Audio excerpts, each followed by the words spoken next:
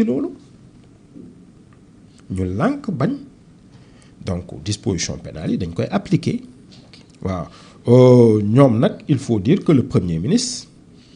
et le président le ministre de la justice ñoom ils sont justiciables devant la haute cour de justice.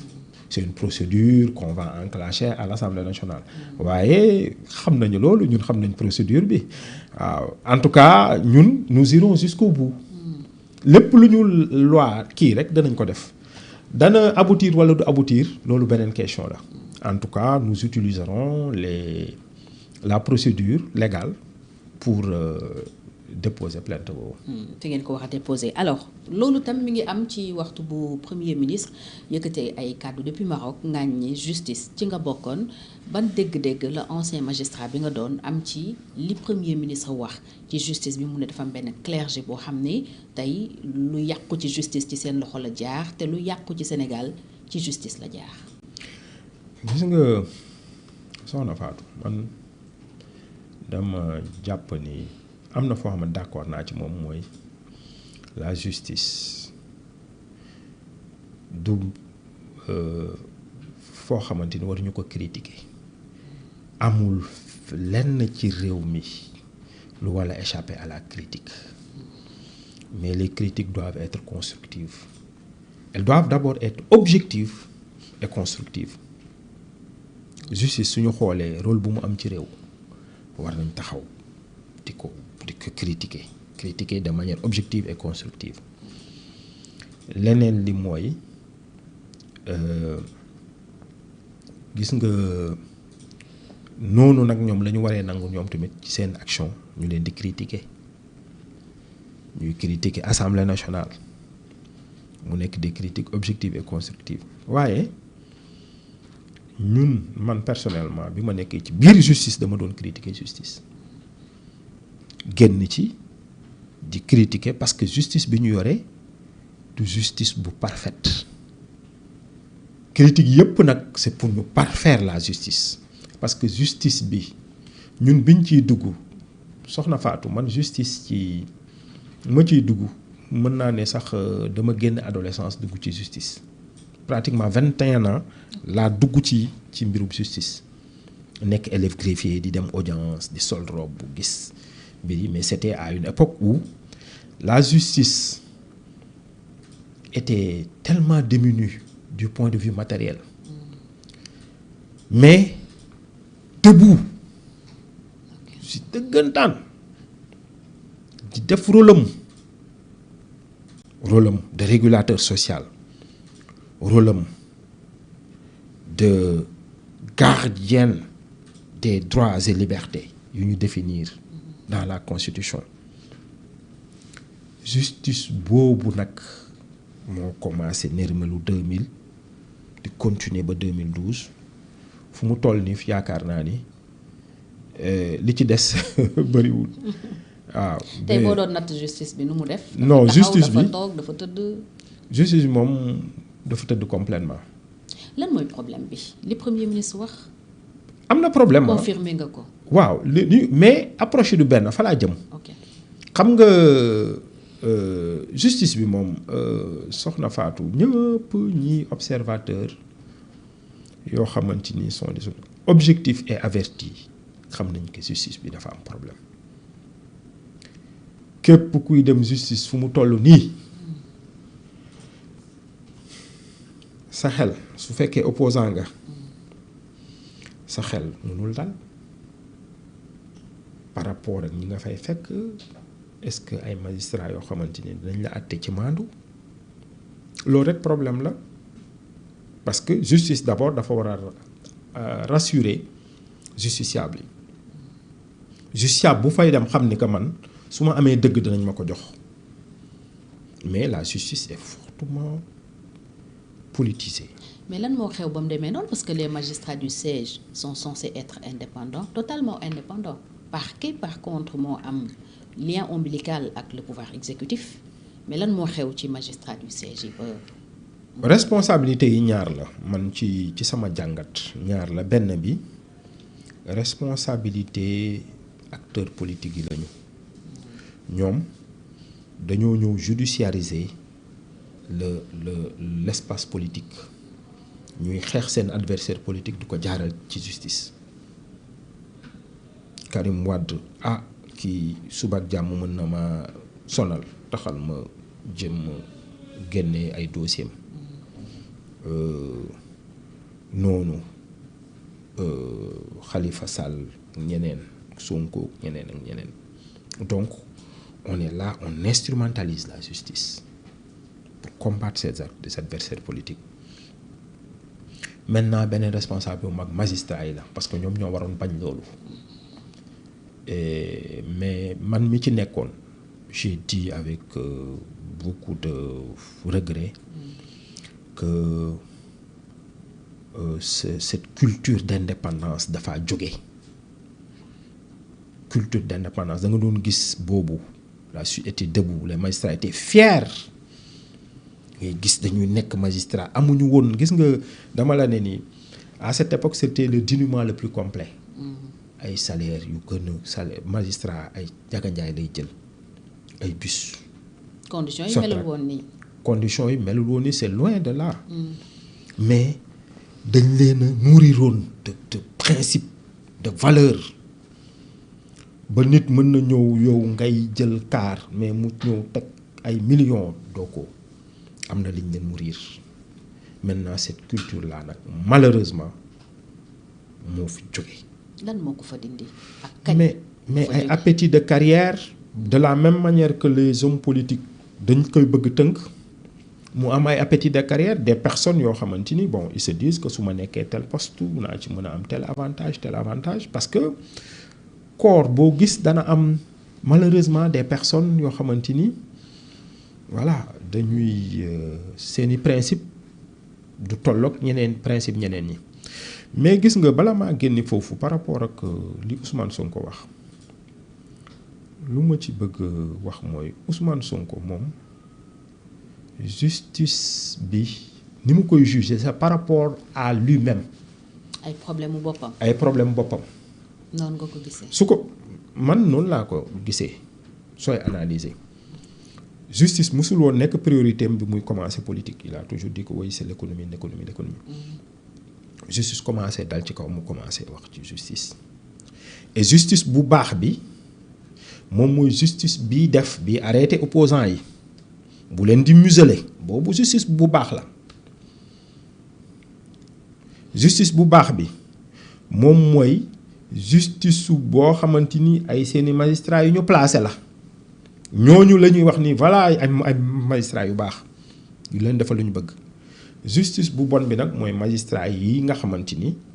duñu ko nangul lu mu bëgg parce que actuellement ñëpp xam nañ ni am na dossier à la Cour suprême dossier boobu daf ci teg bakkanam et puis avec ça mais il met une pression qui est inacceptable sur la justice et foofu man damay wax gis nga sama mbokki magistrat yi dama leen di woowaat quoi appeler un peu leur vraiment dañuy j'essaie d'esquiver chaque fois muy les autorités parce que magistrats yi dafa am ñu leen jiite les chefs de la compagnie judiciaire xam nga ci rentrée bi peut-être la ñenn xam kan mooy premier président kan mooy procureur parce que dégg nga tur ñenn ñi sax fàtte nañ seen tur parce qu'ils sont là man li may wax mooy il rase les murs suñu waxoon dara justice ci temps wu Kéba Mbaye Ousmane Sonko li mu wax ni su ko waxoon temps wu Kéba Mbaye du ko waxati. et même plus récemment su ko waxoon ci temps wu Ousmane Camara su ko waxoon plus récemment ñun bi ñuy nekk ñun ci UMS waaw ay Aziz Seck yaa ngi leen di citer ay Ablaye Baag yooyu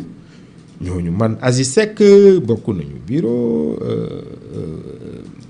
ñoom Ablaye Baag ñooñu mais duñu ko nangu. na koy nuyu au passage sama xarit la. waaw mais léegi UMS ñi fa nekk man récemment laa gis ñuy président UMS def benn émission ma suivre ko maa ngi koy nuyu sama promotionnel mais malheureusement day esquiver lu ëppoon solo mooy li premier ministre waxoon nit koo xamante ni dafay attaquer seen institution di saaga magistrat yooyu mais yéen mais da ngeen ci war a wax. kon comprendre aussi da ngeen ci war a wax c'est xoolal dañuy daw débat bi peut-être dañoo ragal wala dañuy sont des calculs la ñu nekk ak yooyu en tout cas seen mission defuñu ko man dama ne ni seen mission defuñu ko mission bi mooy dëgëral justice wane ni que justice dafay nekkal ñëpp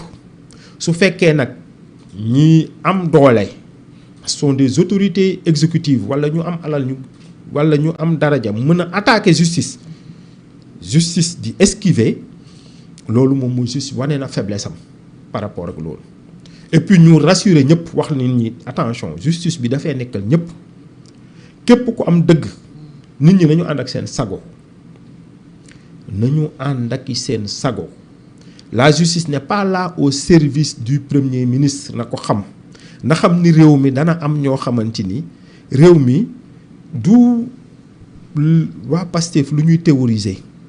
nit ñi nag di bàyyi muy dem dégg naa fi barki démb bi ñuy installer seeni chaîne ak yooyu ñuy théoriser mais propagande état parti gis nga parti état boobu wala état parti ñu ko mën a tuddee mii nga xamante ni Ousmane Sonko osé na ko wax ne ni loolu moo war a am mu osé ne mais réew bi nga xamante ni am na liberté sax day tardé. réew yi gën a tardé mooy. waaw wala yi gën a jëm kanam. mooy yi jëm a gëm kanam donc ñoom li xeewu ay Chine ak yooyu loolu lañ bëgg indi Sénégal d'ailleurs sax gis nga barki démb président assemblée nationale dem na fa ñu ne waaw danañu def ay collaboration donc gis nga man j'appelle solennellement les Sénégalais gis nga parparloo nañ ci génne soxna Fatou parparloo ñuy wax ngir dëgg am na lu ñu dul woon nangul Macky Sall am na loo xamante ni Macky Sall su ko waxoon réew mi yëngu ñu ngi wax pire ñenn ñi war a wax dans la société civile dans le champ politique dans l'opposition ay wala ay citoyens sax yoo xam musuñu def politique mais ñu gis un danger qui nous guette parce que am na fu mbir yi di toll kenn du ci mën a dellu gannaaw. kon yow lii raam daf la tiital. lii raam en tout cas day su fekkee fàgguwuñu ko taxawuñu ci jëluñu ci ay mesures ñoom li ñu bëgg moom mooy état parti lu ñu bëgg mooy état boo xamante ni képp ku nekk opposant wala képp kuy wax bu arrangé wul état ñu muselé la noppiloo la loolu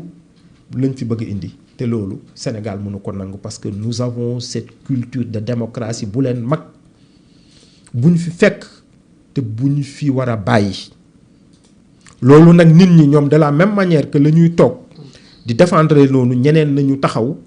pour wax leen ni loolu mënu fi am loolu duñu nangu mu am fi on est allé même ba citer ay Goebbels ay propagande nazie loolu scandale la waroon nekk biñ ko waxee lendemain bi scandale dafa waroon nekk benn scandale nit ñi wax ko pour beneen yoon duñ ko waxaat mais saa yu ñu waxee nit ñi esquiver ñuy gën a jël espace nit ñi di gën a reculer le peuple sera dos au mur une dictature sera installée dans ce pays-là te boobu ñu bëri ci seen indifférence ci seen lâcheté certaines personnes c'est par lâcheté parce que dañu am lu ñu ragal danañ ko rëccu parce que mbir mi danaa ñëw dal seen kaw dal seen famille fekk nag ñoom moment bi ñu waroon a agir la ñu agirul en tout cas ñun je pense que vigilance citoyenne bi war nañ ko yokk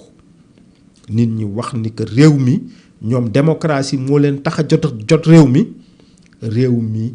nañu ko delloo ci démocratie su fekkee sénégalais yi continuer ñu di leen wóolu ñoom li ñu wax ni 50 ans lañ fi bëgg a def loolu décision sénégalais yi la. encore que loolu dama jàpp ni wax bu yàqu la man suñ leen doon conseiller en communication bu ñu waxati ni ñun 50 ans lañ fiy def parce que yaakaar naa ni suñ la joxee réew waroo xool contrairement ak ñi fi nekkoon ñaata nga fi nekk ci nguur da nga war a xool lan ngay def pour changer pour mu am vraiment ces ruptures vertueuses yu ñu soxla pour que ngeen mën a transformer le pays tel que changer ko tel que niñ ko yaakaaree woon ngeen ne yéen a indi tel changement yéen a defar lii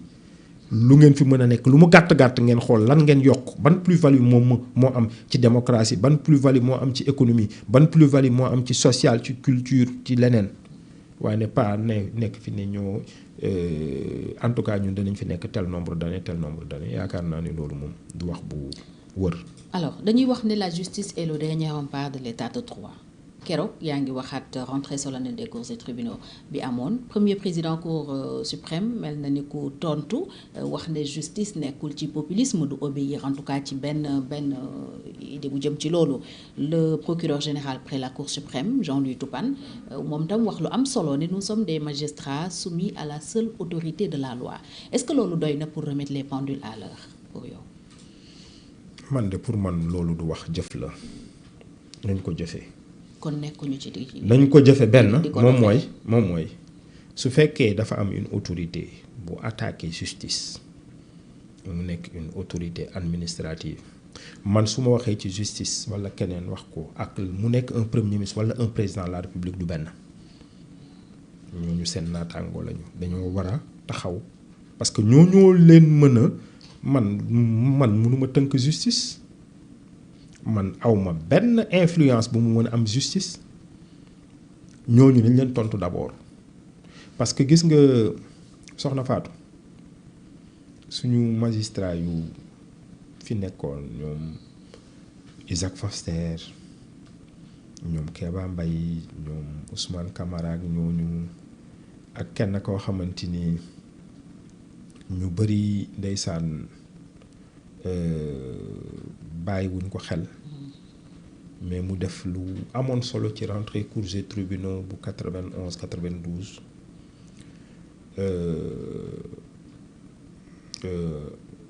donc ñooñu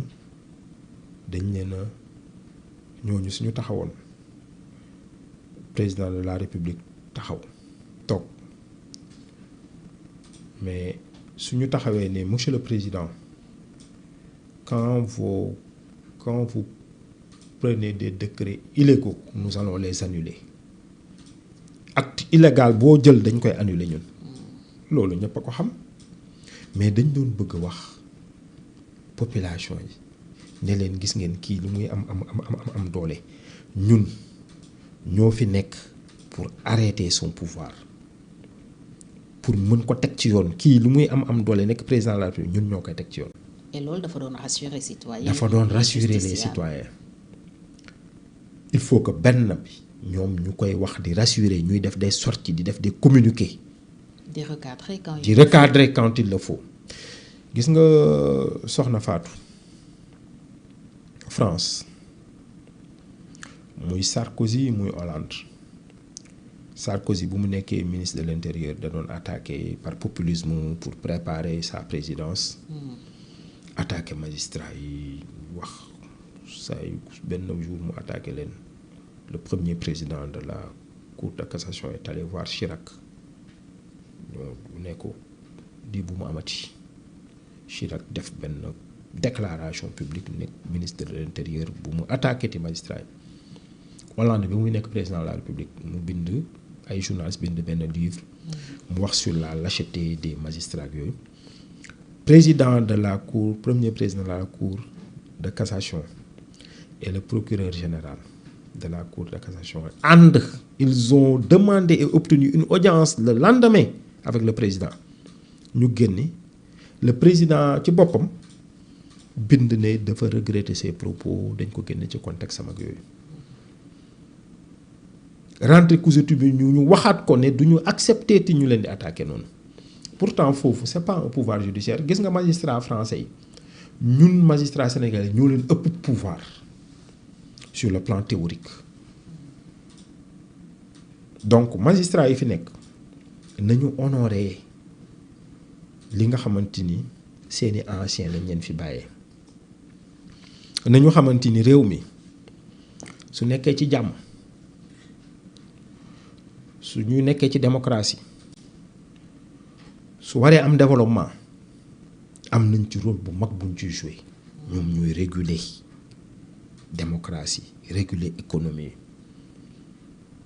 régulateur de la paix sociale rôle boobu c'est un rôle éminent man yaakaar naa ni justice dama koy yàgg wax su réew ci misaal nekkoon bâtiment wala nekk kër fondation bi justice la donc loolu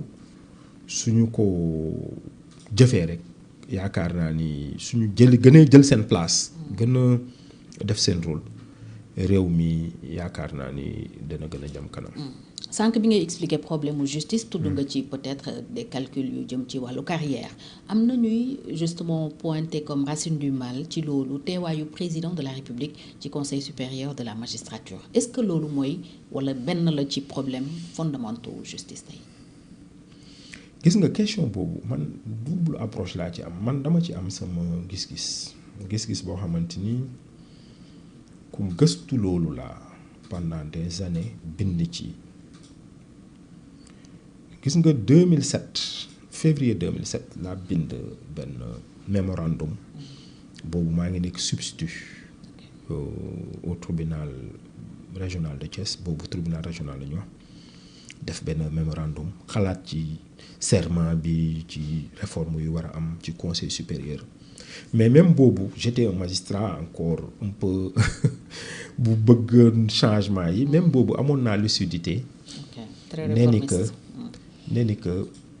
la présence du président ne pose pas problème. Je l'ai toujours considéré ba tey ji génnuma ci te entre-temps nekk naa fi membre il y a une dizaine d'années ci gannaaw nekkoon naa membre conseil supérieur magistrature membre élu ni muy fonctionner parce que gis nga dafa am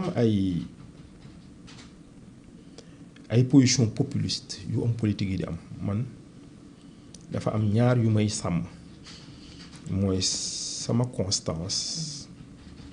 boobu nag dama ko teg ci attachement à la vérité et à l'intérêt national et il est plus voilà lu gën a nit ñi lu ñuy gën a dégg mooy nga taxaw na non président na génn conseil supérieur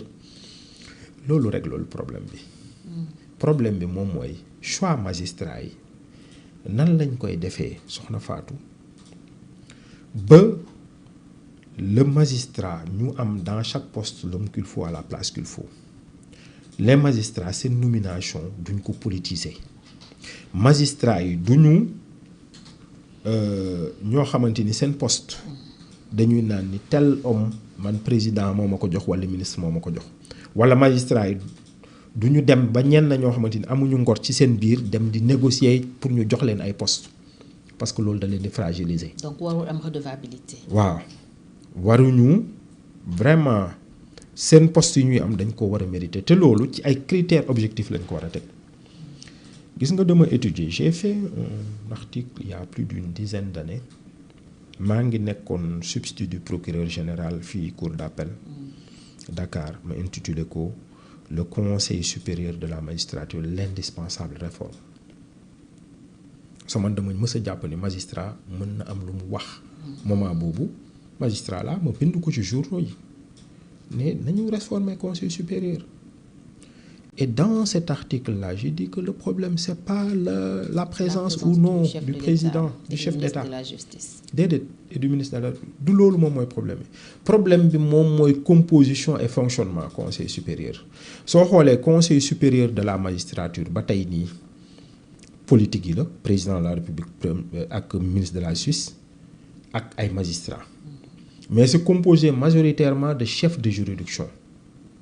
ñu nekk dans des hautes juridictions ñoo xamante ni lépp lu président xalaat ñoom dañuy ànd ak moom la plupart du temps loolu moom mooy réalité bi léegi nag ñu ne mais nan la ñu war a mën a def composition bi ba ñu tijji ko et moi je dis que quand on est dans une logique d'ouverture on n'exclut pas mais président soxna fa dans un pays koo xamante ni day dem élection ne su ngeen ma joxee naa changer justice naa changer lii naa changer lii mais kooku ci ëtt bu amee noonu solo bu ñu waxtaanee au-delà des nominations des affectations et de la discipline président sax bokkul ci discipline moom magistrat yi mën nañ fa waxtaanee justice du mu war a doxee niñ ko war a avancer ak yëpp foofu président koo xamante ni mooy le chef de l'exécutif waru fa bañ a nekk parce que séparation des pouvoirs yi waaw c'est la clé de voûte au regard de la constitution c'est la clé de voûte des institutions en tant qu'il en assure le fonctionnement régulier loolu mu ngi ci article bi ma bind donc sa présence ne doit pas être occultée maintenant présence am dafa symbolique na nekk au-dessus de la mêlée man li may rêver mooy gis un président boo xamante ni il est au-dessus de la mêlée su rôle am lay jouer su fa nekkul présence am dans le conseil mun na am influence ci décision yi su nekkul au-dessus de la mêlée. su nekkul au-dessus de la mêlée. moom mooy lan la mun a impacter. non teewaayam su fekkee ni moom parce que dans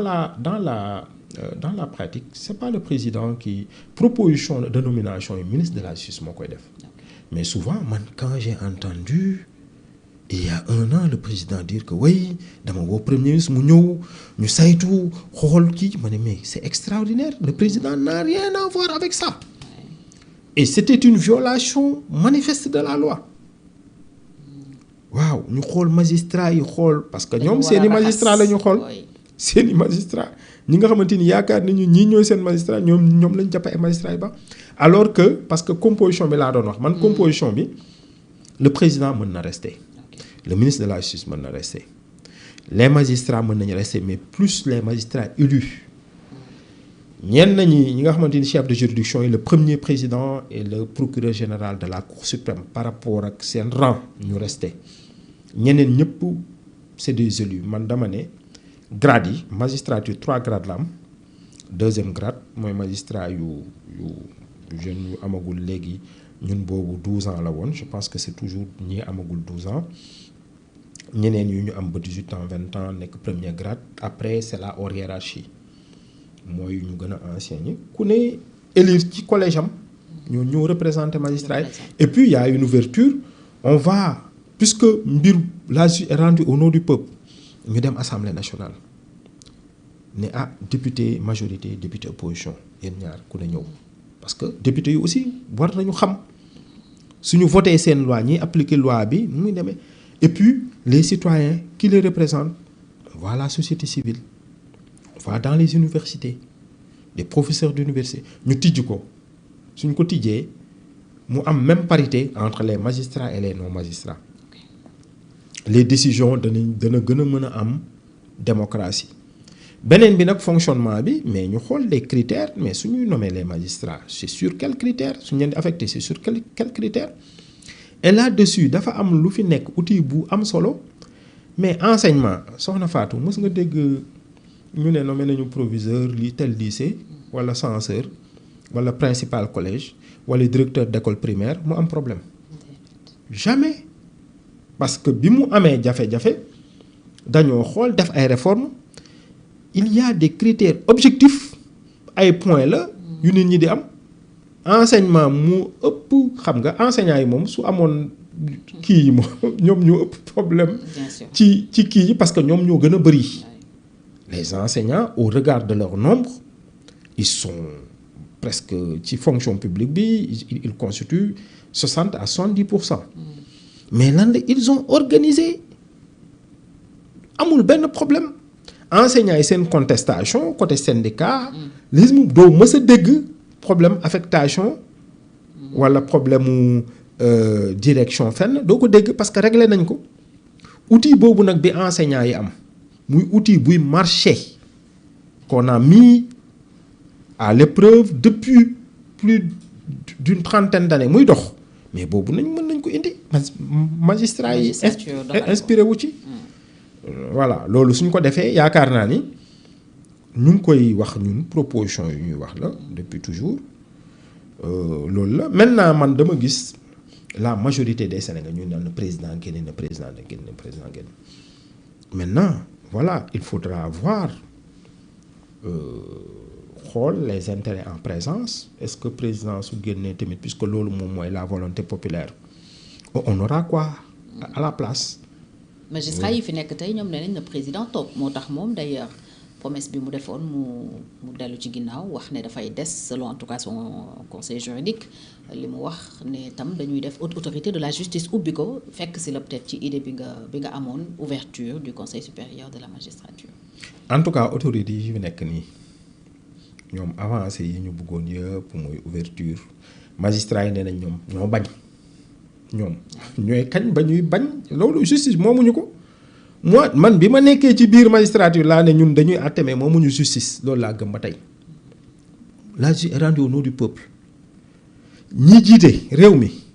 moomuñu ko ñi yore justice moomuñu justice ñi nekk assemblée nationale peuple bi lañ fa nekkal moomuñu ko il faut que loolu culture boobu ñu koy am ñu xamante ni nous sommes au service des populations à un moment donné nous avons un rôle à jouer dans la démocratie. rôle boobu nañ ko jouer man loolu laa gëm. d'accord alors tey ban gis-gis nga am ci reddition des comptes nekk na au devant de la scène